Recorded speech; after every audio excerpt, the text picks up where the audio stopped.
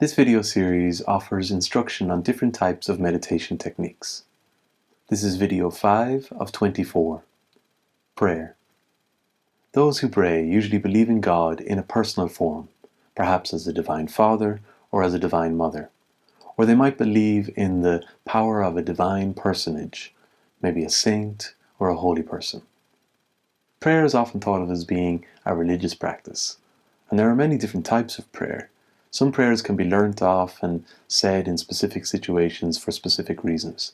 Other prayers can form part of religious ceremony. Regardless of the type of prayer, it's best that it be said from the heart. Prayer, in its essence, is a meditation technique. Prayer is communion with God. The best way for us to be able to see the relationship between prayer and meditation is to think of it like a conversation. When we're praying, we're contributing our part to the conversation. We're talking to God. And when we're meditating, we're giving God the space to talk to us. We're listening to what God wants to say to us. People say prayers in all kinds of ways, in all kinds of situations, and for all kinds of reasons.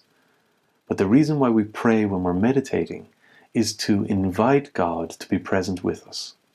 We want God to reveal himself or herself to us. When we're praying, we should pray from the heart. We should pray from the soul. The words we use should be thoughtful and sincere. And when we start out, we can pray so as to attune ourselves to God's omnipresence. And we can continue praying then until such point that we feel naturally inclined to let the words fall away and give God the chance to talk to us. And at this point, we can just be calm, still and silent, but alert and attentive to God's divine presence. When we imagine someone deep in prayer, we imagine them to be sitting upright. In Christianity, they're often kneeling. Regardless of the meditation technique you're using, be it mantra or breathing or prayer, we should sit in an upright position where the spine is straight, because this allows us to experience greater results. It allows us to process higher states of consciousness. In the guided meditation practice that follows, feel free to include any introductory practice that's in accordance with your own faith tradition. If you're Christian, you might like to bless yourself.